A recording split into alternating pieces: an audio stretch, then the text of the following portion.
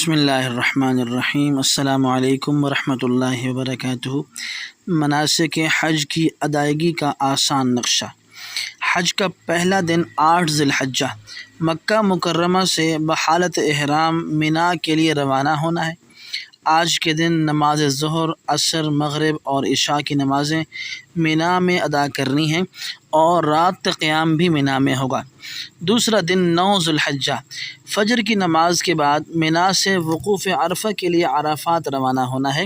نماز ظہر اور عصر کی ادائیگی عرفات میں کرنی ہے۔ مغرب کے وقت مغرب کی نماز پڑھے بغیر عرفات سے مزدلفہ کے قیام کے لیے روانہ ہونا ہے۔ مغرب اور عشاء دونوں نمازیں مزدلفہ میں ادا کرنی ہیں۔ رات کا قیام بھی مزدلفہ میں ہوگا۔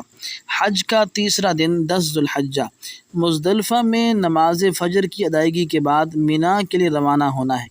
پہلے بڑے شیطان کی رمی یعنی 7 کنکریاں مارنی ہیں، پھر قربانی کرنا ہے، پھر سر کے بال منڈوا لینا ہے یا کتروانا ہے۔ اس کے بعد احرام اتار کر کپڑے پہن لینے ہیں، پھر طواف زیارت کے لیے مکہ مکرمہ جانا ہے۔ رات کا قیام پھر مینا میں ہی کرنا ہے۔ حج کا چوتھا دن 11 ذی الحجہ مینا میں زوال کے بعد غروب آفتاب تک رمی کرنی۔ اس کے بعد پہلے یعنی چھوٹے شیطان کو، پھر درمیانے شیطان کو اور پھر آخر میں بڑے شیطان کو 7 کنکریاں مارنا۔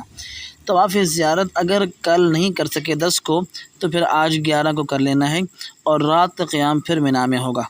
12 ذی الحجہ حج کا 5واں دن مینا میں زوال کے بعد سے غروب آفتاب تک اس وقت میں رمی کر لینی ہے۔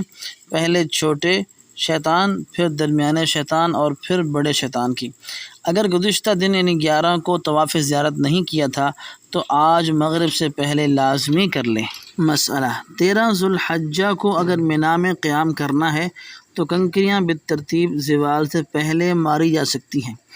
واپسی سے پہلے طواف وداع کریں، اللہ تعالیٰ کی نعمت پر شکریہ ادا کریں اور زندگی شریعت کے مطابق گزارنے کا عزم کر لیں۔